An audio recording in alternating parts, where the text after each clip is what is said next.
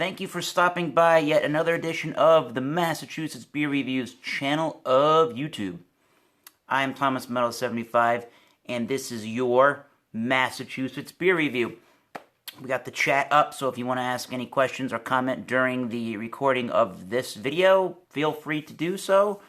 Today we have a very interesting beer to look at from, I believe their full name is Grimm Artisanal Ales, and they are out of Brooklyn, New York. This is their Color Field. Some nice artsy looking labeling to it. They're considering this one, according to Beer Advocate, it's a American Wild Ale. It's only at 4.7% alcohol by volume. And they say best served 40 to 45 degrees Fahrenheit in a tulip or wine glass. I'm going to sort of use my hybrid of both, my Teku. I think that'll work. And they say on the website, on grimmales.com, that they're saying it's a dry hopped sour brewed with hibiscus, rose hips, and caramel. 5 international bitterness units, so not a huge beer by any stretch of the imagination in the bitterness. And it's going to be a pink-looking beer. Okay. Colorfield is a dry hopped sour ale brewed with hibiscus, rose hips, and chamomile. It pours a hazy pink color with topped with a fluffy white head. Tart aromas of huel, melon, hops, black pepper, and earthy, gentle, perfumed botanicals mingle with classic Saison funk. The soft, refreshing acidity is balanced by a hint of floral sweetness. This beer is never boiled and never filtered, which I don't know how you cannot boil beer, but okay. So this is the second batch that they've made of this beer. I've never had the beer, but they're talking about their 2015 batch. Batch 1 was more of an earthy and funky Saison-like beer, and this one is dated December, I should say. It's dated December 2016. So for this year's current batch, it's more tart, it's just a little hoppier, and it's got bigger hibiscus and chamomile notes. So I'm kind of looking forward to this. I like a good sour beer when it's done right. And plain Jane black cap. Let's pour this thing out into the Teku and see what we think of the Grimm Colorfield. Yeah, the Grimm Colorfield is, I would probably say it's like a Jolly Rancher, almost like a apple, some kind of strawberry apple, hard Jolly Rancher candy looking reddish, pinkish thing. Definitely has a fluffy head. I guess it's kind of fluffy. It looks just like a nice frothy looking head.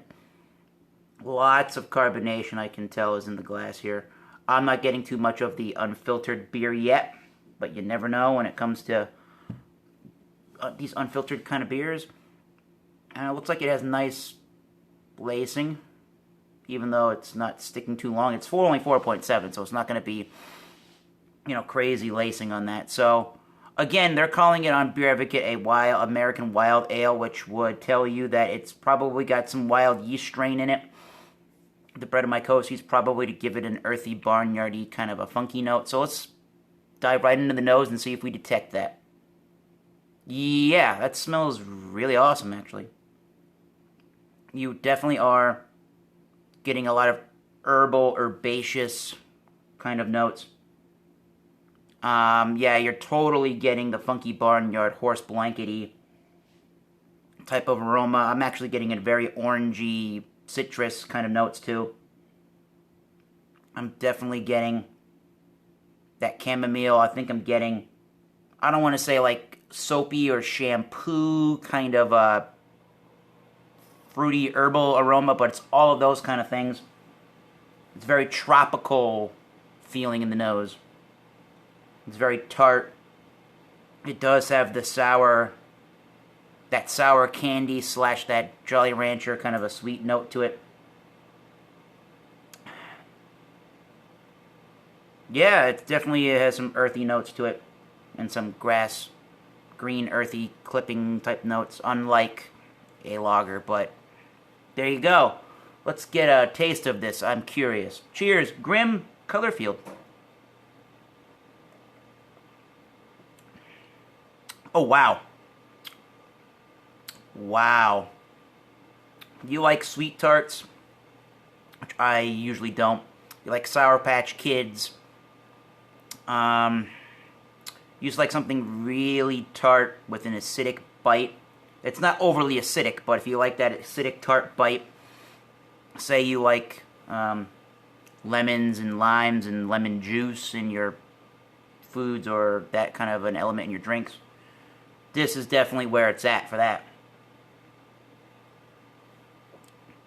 And I'm getting similar things from the nose that are in here. There's definitely that candied-like sugar sweetness to it, but not overpowering. Definitely, I would say tropical is a good way to describe that. There's the melon type notes. There's obviously tart, lemon, juicy kind of notes.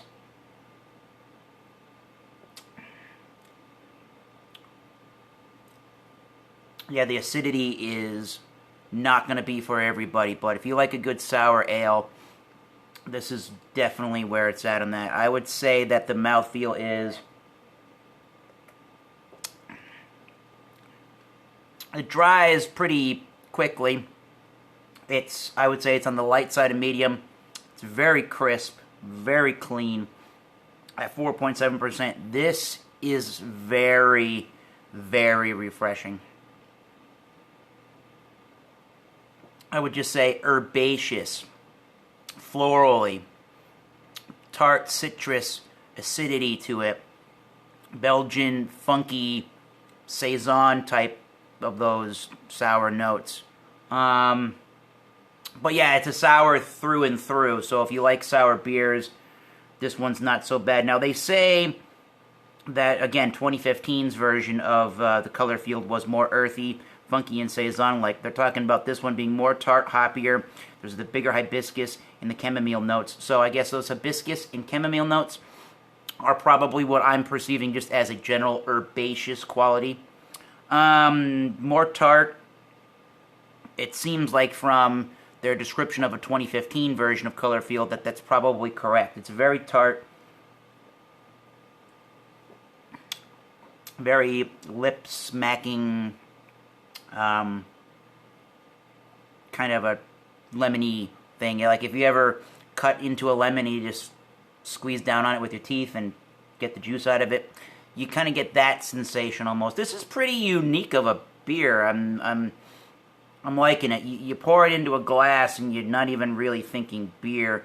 You're thinking some kind of a craft cocktail or something like that. But it's going down really good. It's going down really smooth. I'm going to have it with some pasta in a little bit. I don't know if that's the correct kind of a beverage for pasta, but I think that's pretty good. Does it remind me of a saison? This is definitely a lot more on that tart sour side than a saison. They mentioned some black pepper, and I can kind of get a peppery zing at one point there, towards the end of the sip, when that tart lemon comes in. Again, I said it's on the light side of medium, crisp, clean, and ultra refreshing. It starts out watery and thin, and then it picks up in the mouthfeel as it dries. And it's just a great beer, and it actually is leaving some really good lacing. So this is really an interesting beer, and I'm glad I picked it up. I think it was $9.99 US dollars for the bottle, which is a great, fantastic price if you ask me about that. So I'm gonna have to give that an A.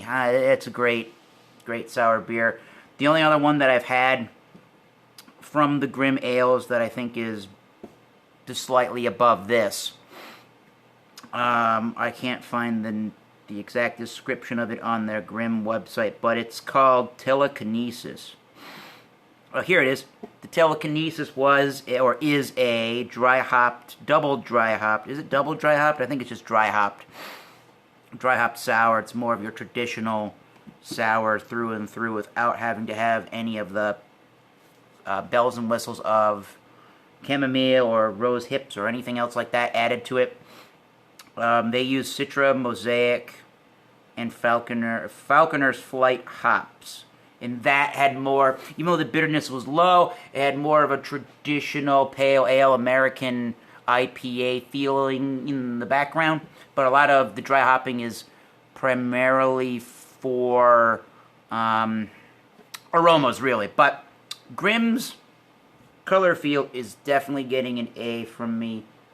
I kind of expected something like this, but I didn't expect that I was going to like the additions of the herbal ingredients to it as much as I do. So pretty interesting if you can find any of these Grimm artisanal ales, any other sour beers. They're doing some great ones out there in Brooklyn, New York is where they're located. This one, for whatever reason, not exactly sure, says brewed by Grimm at Beltway Brewing Company, Sterling, Virginia. So they did a great job. Gonna end there. Till next time, keep tasting those great beers. Cheers. See you soon.